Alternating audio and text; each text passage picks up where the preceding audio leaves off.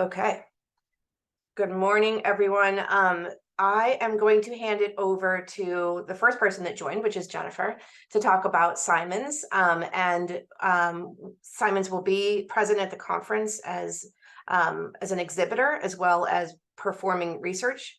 And we have had a long-standing relationship with Simons, I think, since it's been, I don't know, 9 years, I think.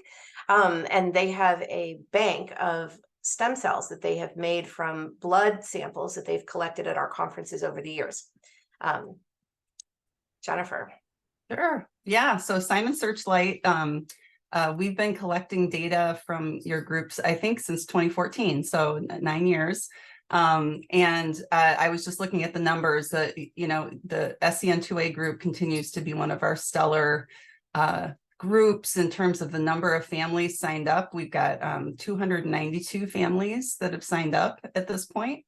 And that's in no small part to the efforts of families SCN2A, spreading the word and helping to support that. And the idea is that we are collecting, trying to put together a data picture over time of how individuals change, because we know a lot of the questions that come up, especially for the newly diagnosed families, are what does this look like? What can I expect in the future? And then it also helps everyone have a better understanding of exactly what's going on. So we have lots of families filling out surveys. We have the biorepository, as well, as Leah mentioned, and that's what we're going to be focusing on at this conference. We've got some really great staff members that are going to be there to collect blood. So if you have not yet had an opportunity to donate blood, this is a great way. If your whole family's already there, just go ahead and stop by. They can get you signed up. And then if you have any questions about your registration for getting the surveys filled out and that sort of thing, we have really helpful people that are going to be sitting at the booth. And we're going to have some printouts of data summaries so that you can see a little bit about what information the data is generating to help you as well. So yeah, that's what we're really excited. We can't wait.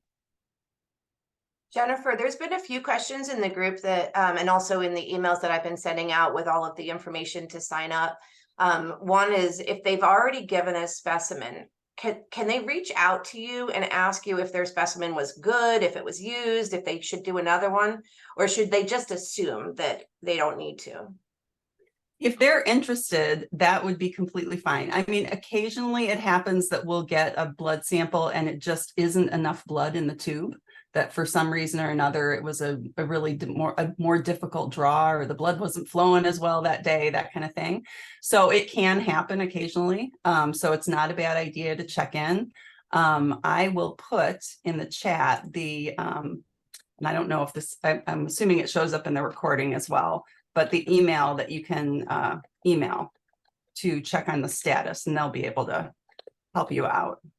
Okay, thank you. Also, the email and all of the information to sign up are in the emails that I've been sending out to all the families.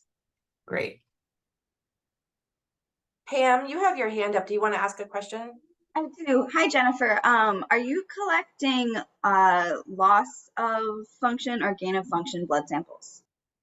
So all, and then also the unknown, where it's not completely clear. So we don't, and we also collect from individuals, not only just pathogenic and likely pathogenic, but also variants of uncertain significance.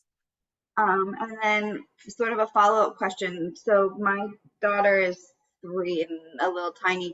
How many phlebotomists are you going to have on hand to do the stick? Because she usually requires a parent and 2 phlebotomists when she gets a blood sample taken.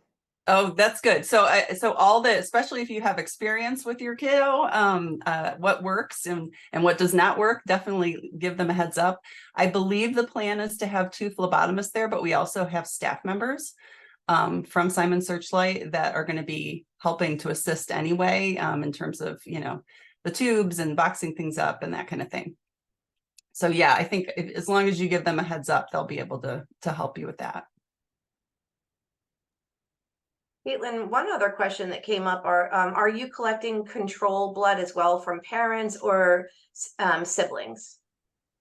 We do. So we prioritize the individual with the variant in SCN2A, but we do collect from both parents if they're willing, and then up to one. Usually, the guidance is up to one age matched sibling, and actually, it might be age and gender matched if possible. So the coordinators can provide guidance. Not required. But if people are willing, we're definitely, we like having that, because there are some experiments that are being done where we are creating the induced pluripotent stem cells from sibling matched controls too. Awesome. Thank you so much. And if anyone has any other questions for Simons or Jennifer, you can always reach out to the email that's in the chat, or you can email me or Carla or Jenny. Also, there is a lot of information that I've been sending out in emails that you can search through and find all of the Simons information in there. Okay, next, Christy, would you like to talk about your project at the conference? Sure, I would love to. Thanks for inviting me and having me here. Thanks for everybody signing on a Sunday morning. I am currently a postdoctoral fellow at Boston Children's Hospital. I finished my PhD at MIT a couple of years ago, and my focus on my research is really both creating new technology for individuals with complex neurodevelopmental disorders. I'm most interested in individuals who are profoundly affected, for lack of a better term, among the community, where I'm specifically interested in individuals who have little to no spoken speech and use total communication approaches to interact with the world. And a lot of this was motivated as a mother of a child who has a rare genetic disorder, not SCN2A, but still very rare. And he has no spoken words, is globally delayed, profoundly autistic. He just turned 12 a couple of weeks ago, which is crazy. And that motivated a huge career shift for me from physics, actually, and into this sort of neurodevelopmental domain. And so at the conference, I am hoping to pilot a new communication protocol that I've been working on developing that ultimately will be fully remote. So the whole point of it is to basically do a Zoom-based, or similar to Zoom, communication sample. So we're really getting at how your child functionally communicates in their daily life, how they express things like, you know, a request for something, or also like frustration for things, how they request, you know, desires and needs, and as well as maybe like commentary or interaction. So it's very short. It's designed to be about 15 minutes. Sometimes it's even faster than that. It's broken into these 5 little chunks so that if you're not having it, or like if we get through one part, we can come back and do another chunk. These chunks are meant to be, again, very functional and very much meeting your child where they are and really focusing on the ways that they do communicate. I'm interested in their strengths of communication. So it includes things like asking them to request something, and that something can be whatever they normally are interested in requesting, whether it's food or a favorite, you know, music or a toy. And then we have an activity where we do a social play, like what's something you guys do together. We're looking at that like interactive piece and how they share your attention and your like back and forth kind of conversational interactions, even if it's not with spoken words or even with other devices. Maybe it's with your eyes. And then we even have a free category. It's based on like, what is the way that they communicate best? We're going to do that for 5 minutes. And if that is just chatting about, you know, music or looking at different colors or sparkles or water and bubbles, then we'll do something like that. And we even have an activity that's about watching videos.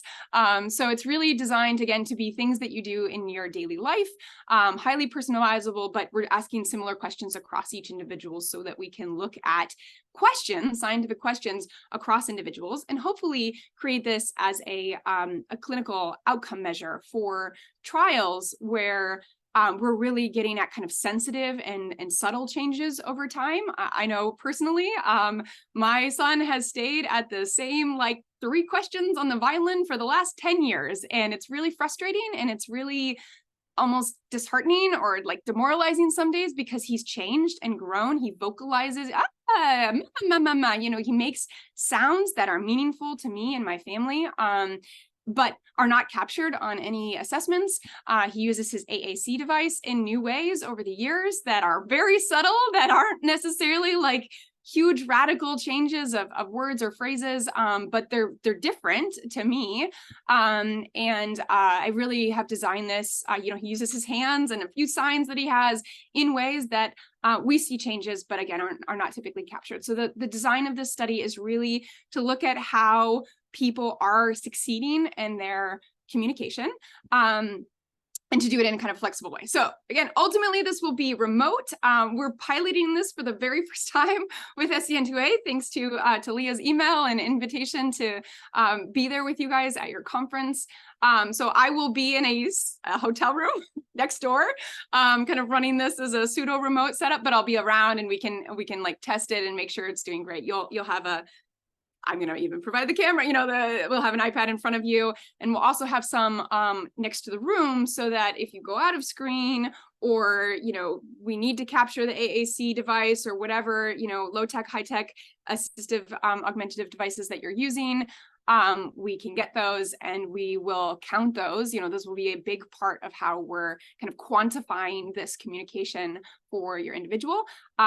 So just in terms of logistics, for you and your child, it should take 15 to 20 minutes. If we do it really well, maybe give me like 30 minutes for the first couple, just because there will probably be like kinks to work out, though we're pre-piloting it right now. And then your child is free to go. But we ask that you stay with me for another 30 minutes, and we're going to rewatch the thing that just happened, the 20-minute protocol that we just went through. And I want you, the parent, I want your narrative or your information about what's going on in the ways that you are seeing your child communicate that I might miss. Again, as a parent, I know that is a sound that my son makes for a request, but you might just hear that as a researcher. I might just hear that as a babble. Like, I don't necessarily know that that's his like very specific requesting vocalization. And so I want that information. I also want information like, oh, they seem frustrated right now, but that's because, they saw their brother walk past with their favorite toy, and they want that, and they don't want to be doing this. And I want to know that information, so that when I'm coding this, when I'm scoring this assessment, I can see what information is really like reliable based on me, the examiner, or me, the researcher, and what needs the parent's unique knowledge. Another one is like, they tapped this button on their AAC, if for those that are using AACs, or those that have low tech, high tech, they handed me this card. But even though it's asking for milk, what they actually want is this like, Dr. Pepper or whatever, but we've never made a card for that or never programmed it in their device. But we know that this is, when they ask for, juice, this is what they're actually asking for. So we want to get at those nuances. So the whole thing ideally should take about an hour. Again, for the first couple that we come through, we ask that maybe we're scheduling a little bit more than that. It is compensated and very flexible. So if it's not working out, or we need to come back at a different time, again, we can do that. And yeah, I'm really excited to meet with you all. I will be there all the days that I'm allowed to be there. So I will try to, catch anybody who wants to come in ad hoc, but also we can kind of sign up early. And then ideally, we can even continue it as we go, because it will be a remote measure. So if you have any questions, please reach out. I can put my email in the chat, or I know Leah has it. And I'm really happy to talk with parents and meet with people at any time. Thanks, Christy.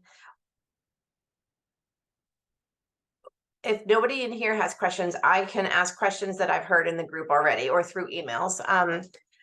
So one of them was it was confusing to families because they wanted to know, we're pretty stuck on this gain of function, loss of function thing, and we know it's not that simple, but it's sometimes we think a project's looking more at loss of function or more at gain of function. And at first, a lot of families thought your study was looking more at loss of function because they were looking for communication. And some of our gain of function kids really don't show much communication. And then when they went to sign up, they were like, oh, they're looking for minimally verbal or nonverbal. And so does it really matter to you which group you see? It does not. I mean, scientifically, I'd love to have a cohort in each so that I can, like, I don't know, analyze both and, write that up in my paper. But it doesn't. I think contrary to most communication assessments, I have an upper cap. So if you have like hundreds of words, this is not the best setup for you. Okay. We end up just like coding a lot of speech. And I'm really looking at these nuances of changes over time for individuals who are just slowly developing words. If you have, like, the other caveat, I guess, is if you're not able to like look at all, or like, I don't know, I want to have maybe that conversation with you if communication is still very, very much emerging and movements are very limited, so that at least when I'm coding it and thinking about it, I can adapt it. And I hope to be able to adapt it. It's maybe not as optimized for individuals who have just no motor movement whatsoever, no sounds, and are just using very like subtle eye movements. Again, we can talk about it, but I would say that that's maybe slightly on the other end of optimization for how it's designed. It's really designed for those that maybe have some gestural components, some vocalizations, some, like turning or looking, I got you. And I'll help them. I'll help the families to make that decision, because I have this weird brain where I'm pretty aware of, like, most of the kids and what they can do and what they can't do and who would be appropriate. So I'll help. I think this is a really cool project. I put in the chat why, because it's just so important. And every time we poll the group, communication is always right up there with improvement in seizures or improvement in pain. They want their kid to communicate. So I'm excited. Also wanted to let anyone listening know that if you're considering this and you're scared, like, oh my gosh, my kid can leave, but I can't leave. We have a volunteer that's going to be assigned to this study, and they can push your child in their chair or their stroller or walk them up and down the hotel hallway until you're done. So we've assigned a volunteer to help with that. We are there for you 100%. I didn't know about compensation, and I did not tell anybody that. So later on, I'll email you and get the details on that, and I'll add that, because it's nice. It's very expensive to travel to Boston, so that might be helpful. Yeah, and to your point, kids can stay. They can be there. It was more just I thought that they might be done and would rather do something else than like sit they would definitely rather. That was the point, is like I wanted to minimize disruption or time for the child, so that it was just easier. But if it's easier for them to be there, like, I don't think we're sharing anything that they're going to be necessary. No problem. Just bring a whole bunch of veggie straws and you can entertain most of our children. We have so many veggie straws in our house. What was yes, that we couldn't mention the compensation before because it wasn't IRB approved, but now we have IRB approval, so we're all set. Awesome. Thank you so much, Christy. I appreciate all the information. And Kevin, I'm so glad that you joined us. And a lot of people have had questions about the eye movement study, and they participated in it last year, or they weren't able to participate, so they're excited about doing it this year. So I'll turn it over to you. Yeah, thank you, Leah. Everything sounds like a lot of fun already. I would utilize those eye movements and little verbal things. Like, we do that in our own house. So just me communicating after, just yesterday I was painting the side of the house, and the only words I could say were meh, meh, meh. So it was a rough day. But anyway, so what we're doing in our lab has mostly been focused on loss of function and mixed function, and we've mostly focused on basic science using mouse models. And one of our graduate students, Chen-Yu Wang, who actually was supported by the Family Foundation through the Action Potential grant, found something very interesting in mouse models. That is, when they move their heads back and forth, or we move the mouse's heads back and forth, and you can see my eyes are moving in the opposite direction. Mice with SCN2A loss of function or engineered actually move their eyes a little bit better than a wild, what we call a wild type mouse, and a mouse that doesn't have SCN2A loss of function. And this is something that occurs through circuitry in your cerebellum that is very well conserved. It's actually every vertebrate in the entire world, whether it be a lizard or a frog or a monkey or a human, or whatever, I don't know, panda, they all have this function. And it's something that's encoded by the same circuitry in your brain throughout evolution. So we thought it might be interesting to look at this. And last year we looked at it very specifically in kiddos with loss of function that did not have any seizure comorbidity. And the long and the short of it is that we actually were able to do some analysis on this, and there's something called a preprint, which hopefully Leah has shared with everybody, where we found very similar behavior in that initial cohort of SCN2A kiddos compared to their brothers and sisters and cousins and all of these controls, and including my own daughter, who is one of the controls in the analysis, doing a comparison between kiddos with SCN2A pure loss of function. Most of those were protein truncating variants, and then there was one missense variant compared to their cousins and sisters and such. And so the long and the short of it is that this year we want to expand, and we want to remove a lot of the limitations that we had to place on the study that we did last year, where we limited our cohort to kiddos that never experienced or hadn't experienced seizure within the last 6 months, to kiddos that currently are on anti-seizure meds that are on the loss of function side, or I would say on the mixed function side. If your child develops seizures within the first 3 months, this is probably not appropriate. There are a variety of reasons for that, and the biggest one, honestly, is that at the end of the day, this is probably not going to be a measure or a useful utility for your family. And I don't want to put a kid through anything, not that this is really invasive or anything. It's just another thing to do, and they would rather be eating veggie straws and running around the hotel. So I want to let them do that. But if your kiddo has mixed function, if they've developed seizures later in life, are currently on anti-seizure medication, if they have loss of function, that falls within the same category. This is something I would like to explore, just to see whether or not what we're seeing in this pure loss of function case extends to a larger cohort of children, and children that are also experiencing some medications that may or may not be interacting with sodium channels inside their brain.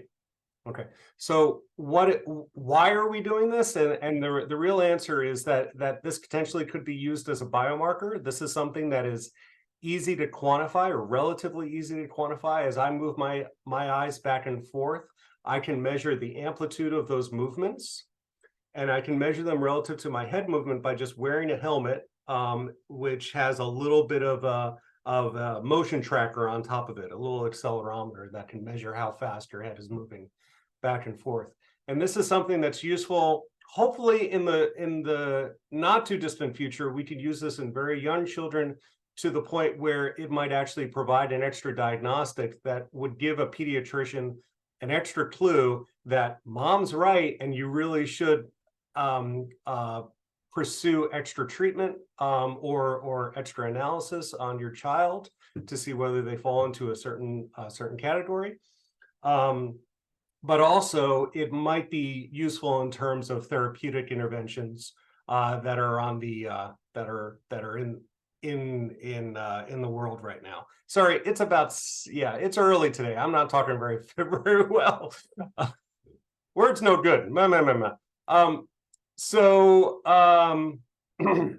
so eventually, if we can quantify it now, and we know that one child actually has a disruption in this reflex, we can see whether or not it changes over time and whether or not it changes with a therapeutic. And so that's one of the other goals here. And so what the process is we bring you and your child into a room, and we get them comfortable. We get them sitting on a chair, either in your lap or on their own. It depends on what they want to do, or with a caregiver, with their sister or brother or whoever. Sit them in a chair, and that chair actually just rotates back and forth. And at the same time, we just put a helmet on their head, and it has a little eye tracker, has a little camera that can look at their eye, and we just rotate them back and forth about 44 beats per second, just 5 degrees back and forth. And eventually we start turning the lights off, and we assess this reflex in the complete darkness. And the reason for that is just scientific. The way in which you can assay this is best done in the dark. And once we do that, we're done. It takes, usually last year it took about a half hour for an SCN2A kiddo. And most of that was just planning of just like, okay, when we sit them down, how comfortable they're going to be, whether or not they're going to want to wear the helmet. And if they don't, then we just go off and we can try again later, or we can just not worry about it. It's okay. And then we try and do as many siblings and cousins or other kids that are available to assess as a comparator cohort. The ages in which we're exploring this year are between age 2 to 12 years old. And basically any and everybody is welcome. We have approval to basically do everybody, but it probably doesn't make sense to do severe gain of function. The biggest thing that actually is that I think would be interesting is if your child is wheelchair bound, that may or may not be a factor that associates with this. So that's something to explore potentially. The limitation there is that if your kid doesn't want to get out of the kid would have to sit in a chair either on your lap or on their own. And if that's something that's hard to do, then we just shouldn't do it. Beyond that, I'm not sure if I'm missing anything. Leah, do you have any? Yeah, no, let me think about it. So Kevin, first of all, we got so much feedback last year about the controls. Families and cousins and siblings were so excited to be able to add and contribute to research. It was so meaningful to them to be able to do this. So that's really cool. You know, I'm excited for Ben to do it this year. My son, who wasn't able to do it last year because he's on seizure meds. We've had some people ask, well, what if we get in there and my kid gets scared, or they pull the helmet off, or they don't tolerate it? And I told them that you just go with it. Like if it doesn't work, you just stop. It's not a big deal. You should at least try. So the helmet is pretty self-contained. We have a few wires running off of it into a fanny pack that I hold. So I'm always with the kid right behind them, moving the chair back and forth. You have to move it at a fairly, you kind of have to be careful about how well you move it, but we can control for that. All of the wiggles that a kid has, if they're moving around, that's okay, because we can take that into account and we just get rid of that data. Really, all we need is about what we found last year was about a minute of moving them back and forth in the dark was enough to find the bits of data that are useful. And within that, kids are fidgeting, kids are moving around. That's okay. If they jerk around, I'm going to catch them. I'm going to move with them, and that's going to be okay. And this is a standard skateboard helmet that has a nice tight strap on the back. And so we tighten what's called the occipital attachment fairly well, and then we leave the neck strap pretty loose, so it's pretty comfortable. It's just like wearing a hat, I think. And a lot of these kids wear hats or they wear headphones, so they should be okay with this kind of thing. And if they're not, that's also okay. We just want to, at this point, we're really in the exploratory phase, and we want to get as large of a cohort as possible and as diverse a cohort as possible, just to see what's out there. At this point, honestly, this is the point where, like, yes, a mouse was able to get us started, but we don't have mice. We don't have models for the diversity of SCN2A. And so now the kids are going to be able to tell us what we can do in terms of basic biology. That's so cool. And it's very cool to hear that you were able to correct the mutation in the mice and see that that changed, that reflex changed, because that means that it's possible that this could be used to see a change in our kids. And that's really, really awesome, because it's hard to measure our kids with all the other things that are going on. So something easy to measure is really key. So we're very excited about this. Kevin, I know that you had mentioned that you were going to possibly create like a little video of explaining what it looks like to participate. And we're happy to share that video at the conference on Wednesday during registration.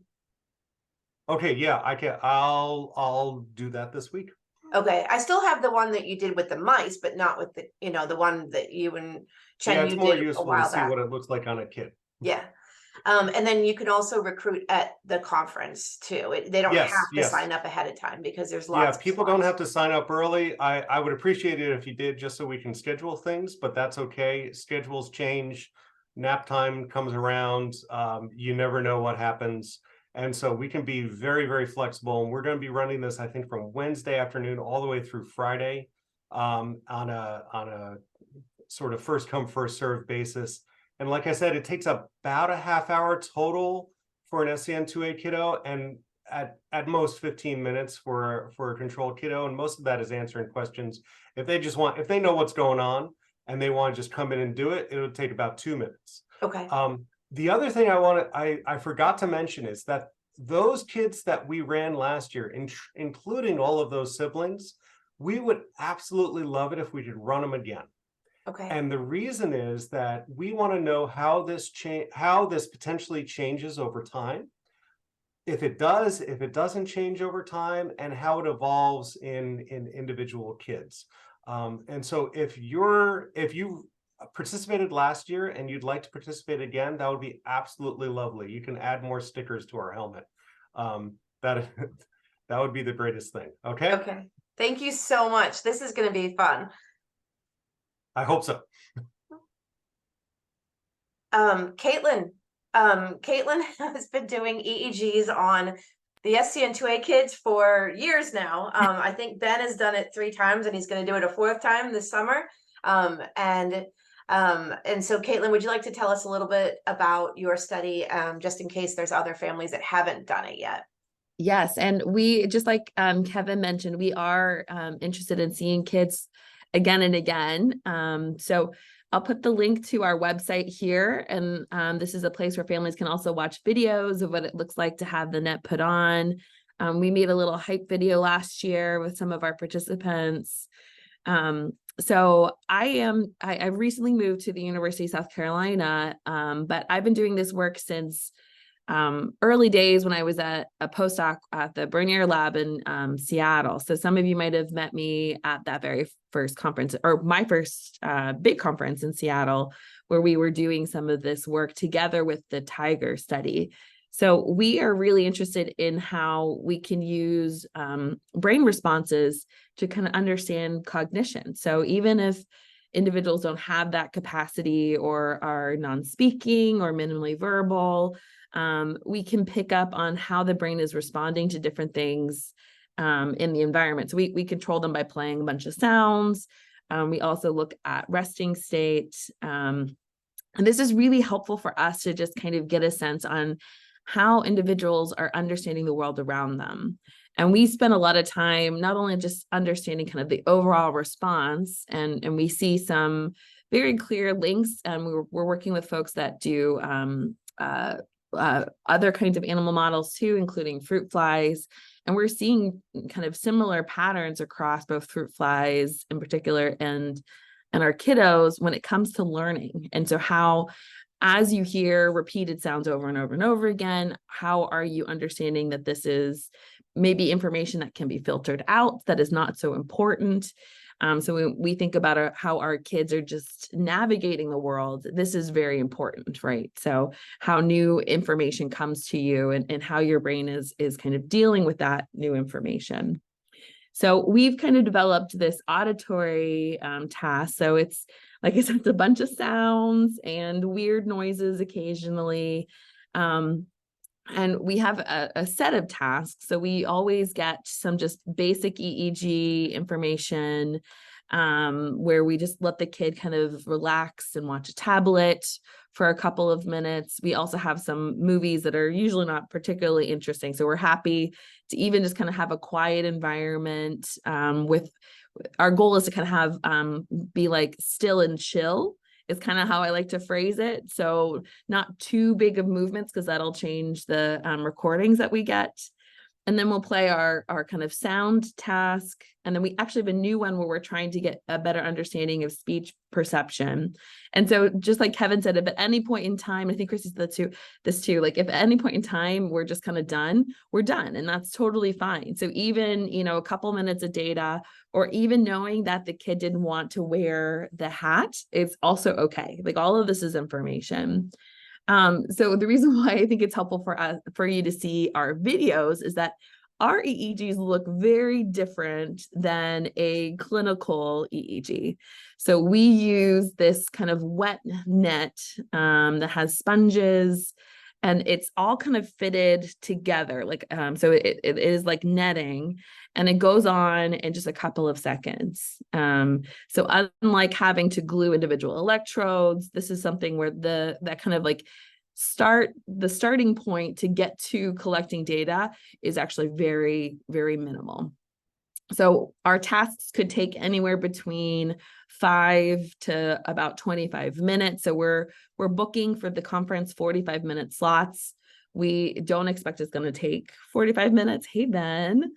But we are hoping that, if kids are still and chill and still tolerating what we're doing, then we might push forward to that third, the new task that we've started to look at, speech. But we're also okay stopping at any point in time. So on our website, you can see there is a sign up slot. The other thing that we've put in here is our current schedule, so you can see what slots are currently available. And it turns out I started to add this by request. We really are happy to accommodate whenever parents want to come for a session. We were trying to be respectful of the fact that we didn't want people to have to choose between the conference and doing research with us. But if you have that capacity and you'd prefer to do it at a time when there are conference things, just let us know. Like we just are kind of working with whatever you need. We'll be there as early as Tuesday, though. I think we're going to start slots Wednesday afternoon, but we could talk about doing Wednesday early day. I just won't be available, so I was hoping to get my team kind of started on the first couple, but I am bringing 2 researchers with me. Rebecca Revia has now worked with, she's my graduate student. She's worked with kiddos for this biogene study, at least over 40 or 50 kids. So they'll be able to do the work without me necessarily, but I love getting to meet everyone. So that's partly why we started Wednesday afternoon, and we're going through Saturday afternoon when we have to leave and get on a plane. Happy to think through any questions that I might not have answered. We do have compensation. So if we even attempt, 2 pieces that are kind of conference specific, we'll start kind of checking in with folks and trying to do the consent ahead of the conference just to alleviate some of the time. That's totally optional. If you don't want to consent ahead of time by phone, we can do everything within the 45-minute slot. But we do have some kind of parent surveys that we like to collect each time, so that we can kind of see and track how things are going. And one of the things I was thinking about is that I'll check in with other people. So you're not doing, if you're doing that same form for somebody else, there's no need for you to do it again. We can all talk together so that, those parent forms are as minimal as possible. One of the things we will be adding in is a nice sleep measure. So we're getting really interested in how sleep is helping or maybe hindering kind of how our brains are processing information. So that's a new one. I don't think anyone else is doing a very thorough sleep measure. So that'll be one thing that I for sure will ask everyone to do. Sounds good. And because you are dealing with the sleepiest parents in the world at this conference, I have a question, and actually it's pretty much for everybody, but can a non-parent, like can my son's nurse bring him to an appointment? Yes, 100%. That's in that case, though, we just need to make sure we do the consent ahead of time. So that would be an instance where we might want to this week or early next week, schedule a phone call and just do the consents ahead of time, or at some other point during the conference. So we need that in hand before we can have the appointment. And Christy- that's the same for ours. Okay. Exactly the same. We would just need the consent beforehand. How about Christy? How about you? Because I have a nurse for my son, and a lot of people are bringing a caregiver because they want to be in the conference in the general session. Would that be okay? Because if they know them really, really well. That's the key. So as long as they know them very, very well, maybe we should have a more formal metric for that. But basically, like family level knowledge of their communication. And in fact, I've run this. I piloted this with my son with his ABA providers, you know, and caregivers and things like that, and it went very, very well. And I was actually blown away because they communicate with him differently than I do. So we'll take data on who is there. And I do think we're gonna maybe find some differences, but I think that would be scientifically quite interesting to look at those changes. So yes, it is open to anybody who has that. I would maybe recommend that it's not like direct sibling younger than like 16 or something, just because Okay, I think, yeah. right, like I think maturity level on like how they're communicating or what they're communicating, that might just be hard to standardize, but certainly yeah, adult That makes family sense. members, caregivers, things like that. Okay, thank you so much for answering that. And I did build in time to the agenda this year for on Friday from in between. I gave a 4-hour break, so people that don't want to miss general session that want to participate can do it in that time. But you know, it's up to them. So thank you for answering that. And Caitlin, there was one other question we get a lot about your study is, you know, oh, my kid's a loss of function. They've never been able to get an EEG. So this is going to be so helpful to know if they have seizures. And it's like, how do you answer that? Yes. So it's a tricky thing. And so I'm a developmental psychologist. I am not a trained person for reading EEGs for seizures. And our EEG actually looks a little different. So the kind of, we're not zooming in the right way to really kind of pick up on seizure activity. So at this stage, I've never been able to kind of look through our EEGs and noticed seizure activity. And that's a good point, because we also will see all kids with a SCN2A variant, including gain of function, loss of function, unknown function, mixed function.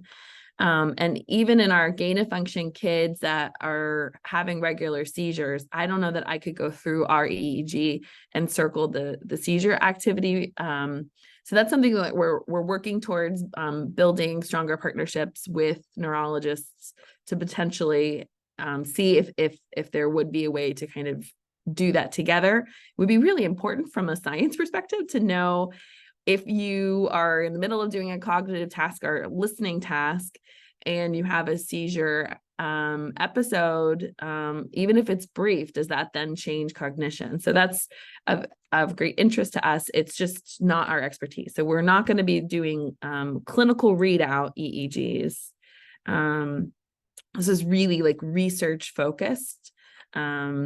And for those of you that have participated, I know we've been super slow because it's been a one-woman show forever, but I think we're going to have our report cards. So although we won't necessarily be able to tell you individual we're not looking for seizures. We are hoping to kind of at least show, here's what SCN2A looks like as a group.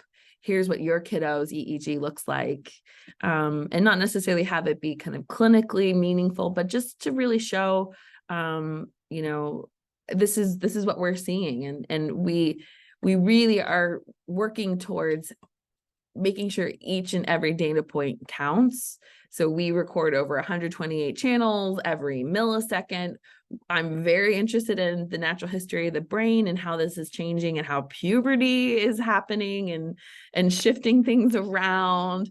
So this is the other reason we're really, really actually hopeful that other people who've already done the BioGene or the Tiger study would be interested in kind of doing BioGene again. Because that's the only way we're going to get to know really what's going on there, particularly with puberty. That's a really tough one. So thank you for answering that. That makes a lot of sense. And actually it reminds me, please remind me at the conference to introduce you to a group that will be there that is looking at EEGs as biomarkers. And they might be very, very interested in partnering. We're diving into that at the foundation right now on spike burden and what that actually means, because you have a lot of kiddos that have a lot of spikes, like my son, that their clinician might say that it doesn't impact them, but I might beg to differ. And we have some evidence now that there is such thing as a spike burden, and that might impact some of the things you're seeing. That it'll be interesting. Okay, well, this was really, really helpful for me. And I'm sure once I make the recording available in the group that it'll answer almost all the questions that everybody has. I have Caitlin in a hotel suite doing the EEG. So it's like a living room style area. So your child will be very comfortable. Christy as well is in a suite, a living room area. We'll have some tables set up.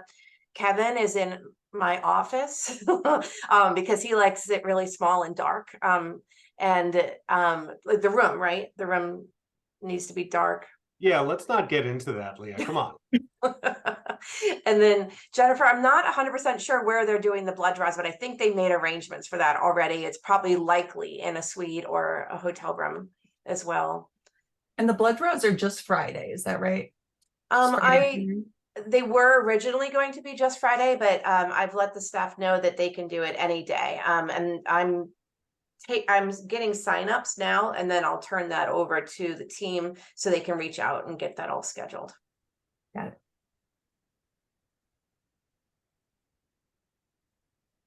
Awesome. Well, thank you so much, everyone, for joining and answering these questions. And I will be in touch this week because it's go time.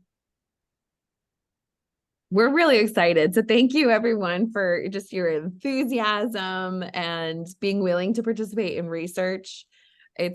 We learn so much as scientists when we really get to connect with all the families. So tell us your stories, tell us about the weird poops and everything. It might seem silly, but we know it's the life you live and it all can help us.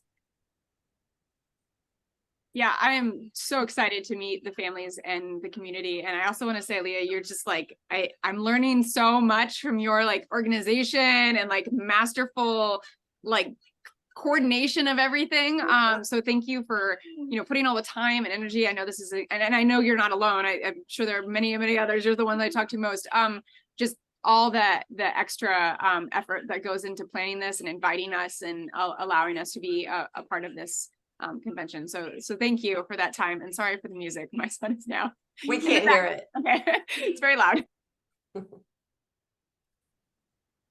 Great. Well, have a wonderful rest of your Sunday. Bye.